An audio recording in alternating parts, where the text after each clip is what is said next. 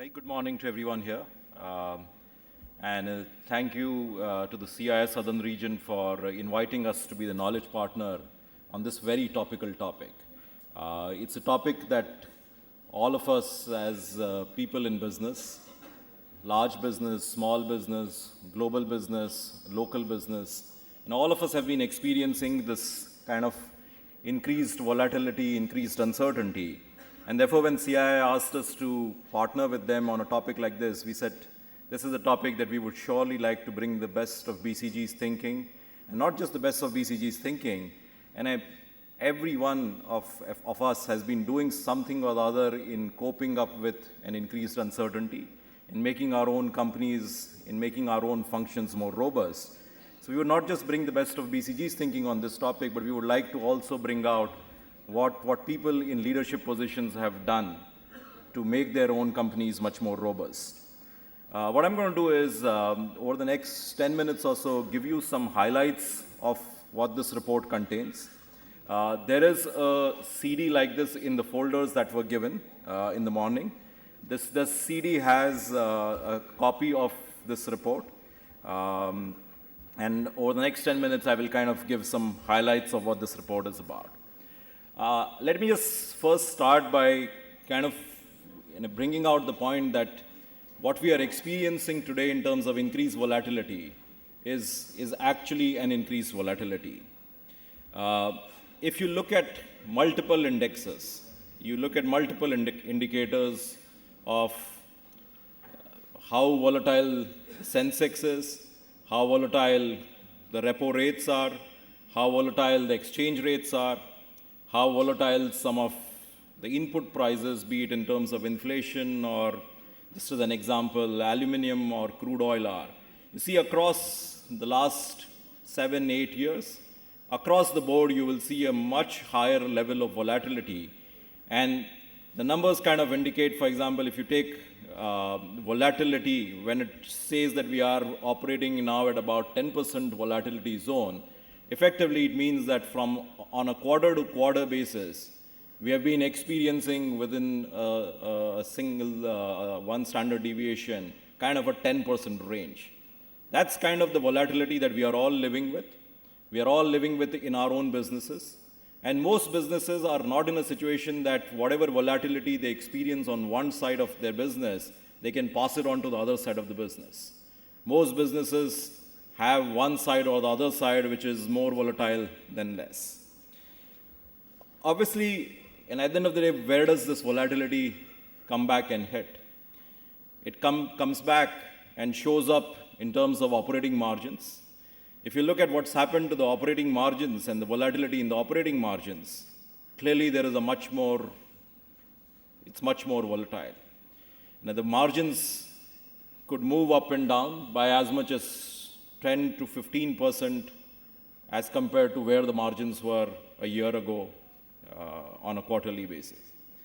It, of course, obviously impacts in terms of companies' position on the market cap.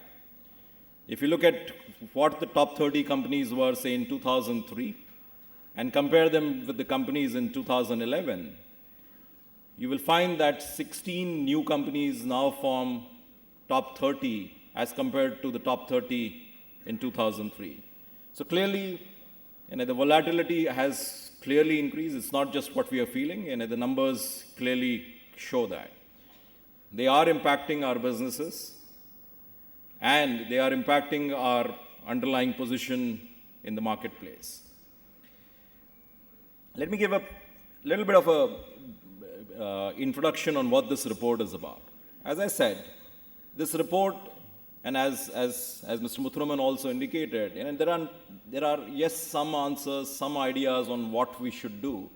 But this is a topic on which, just as there are some answers, there are many more areas where there are no straightforward answers.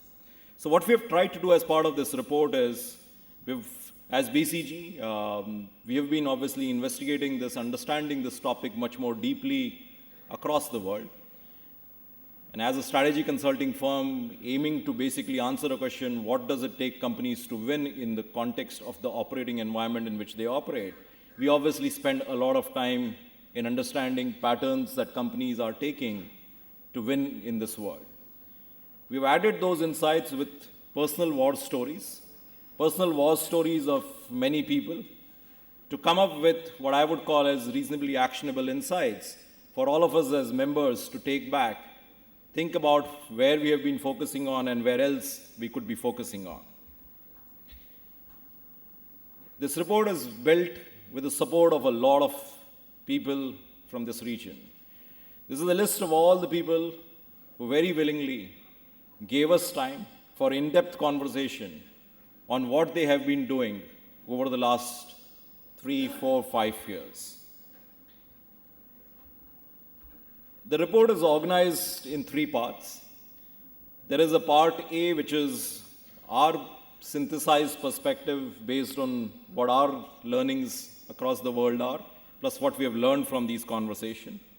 It's basically broken down into some key action themes. What we have brought out in this report is a part B because with the conversations that we had with so many industry leaders, we thought, given on a topic like this, there are more unanswered answers or unanswered questions. We thought we will bring out the conversations with the leaders in pretty much in the form that we heard from these people. So part B is really kind of interview transcripts or conversations with leaders. They have been reproduced in the way we heard them so that as people read them, they can find something interesting from not just the synthesized version of it, but from the conversations that we had with people. And part C of the report, we thought we would add to kind of make this report actionable. What we've attempted to do is added a 2 pages simple self-assessment. It's not meant to give answers, but it's meant to kind of put the torch on a few areas where, as companies, you may want to introspect on have you pushed enough to make your company stronger in these uncertain times. So there are 2 pages which are really about a simple self-assessment. The idea was really to make this actionable for all of us. In terms of what comes out as call for action, if I hear the key voices that we heard, while a lot of uncertainties talked with respect to internal things that people have done in terms of cost competitiveness, in terms of risk management, but it also is about exciting opportunities in the marketplace. It's about building deep capabilities. It's about not just focusing on cost arbitrage, but thinking about value advantage and creating value for customers to create that extra margin. It's about simple long-term goals and not losing sight of those simple long-term goals. It's kind of moving away from a cowboy attitude towards risk. It's about focusing on operational matrices and really striving to beat the best that you have ever experienced and aiming to become the best. It's about good listening capabilities both internally and externally. And it's about exciting people with the vision, getting people to see larger, longer-term goals amidst all the kind of short-term chaos and uncertainty. We've kind of, based on what we heard and based on our own work in this area, we've kind of summarized this into 6 broad themes. Starting with, a lot of the conversation internally in the companies are around internal issues. What's important is not to take the foot off the growth pedal as well. The second theme being risk. We all have seen those worlds where we would have risk much more as a checkbox. Now, in today's world, risk as a checkbox is for sure a recipe for disaster. The third theme that comes out across conversation and across insights on uncertainty and staying ahead of uncertainty is kind of being ahead of the commodity trap. Avoiding getting caught in situations where you are competing becomes a commodity, and when an uncertain period hits, you suddenly find yourself with lower margins, negative margins. So kind of continuously looking at how can we stay ahead, how can we add something more to our customers and thereby be ahead of being a commodity. The fourth theme is the evergreen theme of operations. Be it the lean principles, be it the flexible principles, It's that theme. The interesting thing, however, we heard is that that theme is not just a theme that every manufacturing company is pursuing, but that's a theme that companies in pharma services, the companies in IT services are saying, look, if these principles were applicable in manufacturing, there is no reason to believe they are not applicable to us. Let's look at all those principles carefully and let's apply them to our business in a very disciplined, due diligent manner, because all these principles are absolutely applicable to us and even more so in these times. The fifth theme that we hear is about the entire planning vocabulary. And what's the meaning of a 5-year, 7-year plan? What's the meaning of budgets? Should we continue to run the last 3 months of a year as a very complex, long engineered process for budgeting for the next year? Or should we be doing something different? Again, no straightforward answers. Some ideas and thoughts on what people can do differently in terms of planning. And the way we simply are putting it is, look, there is a need to, in many cases, revisit the vocabulary, recast the vocabulary, because the uncertainty requires some fundamental changes in the way we think about planning and budgeting.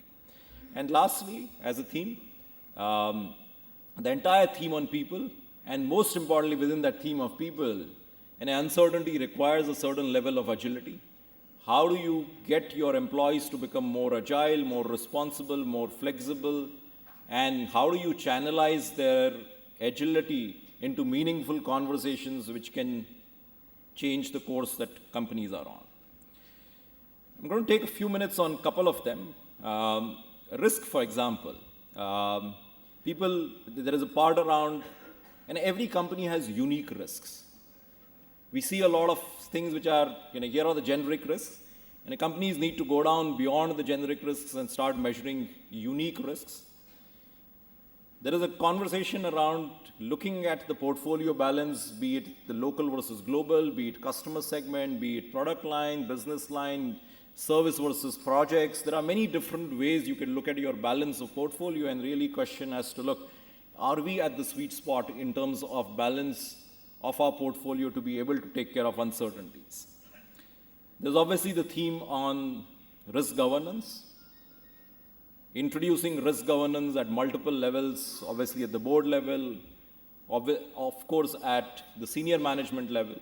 And lastly, which is the sensitized front lines to risk. At the end of the day, a lot of operating risks come from frontline operating people taking decisions. You, of course, want to get them to take decisions, because in an uncertain world, you want those people to be more in the front line with decisions. But how do you also get them to see that what those decisions come up with, how do you get them to see the risks inherent with the decisions they take, so they understand the trade-off much more sharply and clearly as against being blindsided? I'm going to play a 1-minute video on what we heard from Dr. Kiran Mazumdar on this. It quite vividly captures. Initially, when we looked at risk management, it was very generic, okay? But we've had some very rude shocks, and I think these rude shocks, which have really been about poor risk management, have suddenly alerted us to the importance of risk management. So the way we've done it is really to look at our business and identify which are those high risk areas and then risk mitigate them.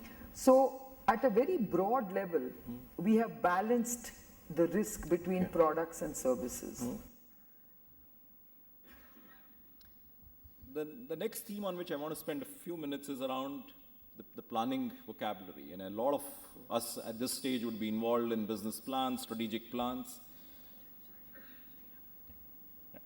A few things here. I think in terms of long term, and the way we look at it, I think the key change that people need to make is in terms of the way we take decisions associated with long-term decisions. And there has been a lot of discussion around from being very financially focused to focusing on the underlying competitiveness and using competitiveness as a way to fundamentally take these decisions, because these are decisions associated with a going concern and with the belief that we are going to be in this business. In terms of medium term, instead of fewer, larger decisions, moving to much more thinking about, can I modularize them, can I stage gate them, and can I therefore make myself much more able to take care of uncertainty. And lastly, in terms of budgeting, a theme around moving away from rigid annual budgets to much more simpler, leaner, kind of just-in-time budgets with ability to kind of update them on a much more rolling basis. Okay. The third area I'm going to just touch base a little is, this is about the people side. And I think there were a couple of themes that came out as quite interesting and important. The first one is a talk around really how do you use situations like these to create a burning platform for people to achieve higher and higher level of excellence.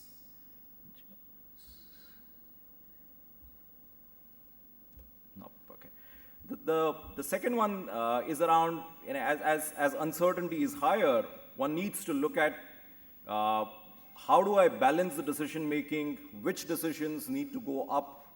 And typically what people have talked about is the new decisions, uncertain decisions, smaller group, core group, which takes these decisions, and much more the routine operating decisions. How do you in these uncertain times actually move them much more down the line?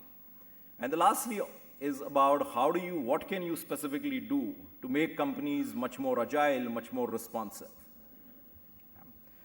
The last thing, while the last three themes were all inward looking, at the end of the day, we become more robust by continuing to grow more rapidly. And in each one of these conversations with the leaders, somewhere it always came up saying growth has to be part of an agenda to become more robust. There are opportunities in the local market. We are still a growing economy. We may be a bit unhappy with the 6.9, but we are still a growing economy. In fact, the uncertainty has actually created some interesting global opportunities. And interestingly, in these uncertain times, especially today when most corporates are sitting actually on a fair amount of cash, there are interesting M&A opportunities given where the valuations and control premiums are. So that's the high-level summary on the report. As I said, the full report, the detailed report with the conversations with the leaders is there in the CD. CI is also going to upload the videos of many of these interviews on their website so that people have access to what the leaders had to say. And for any clarifications, any further information, please feel free to call us. Thank you.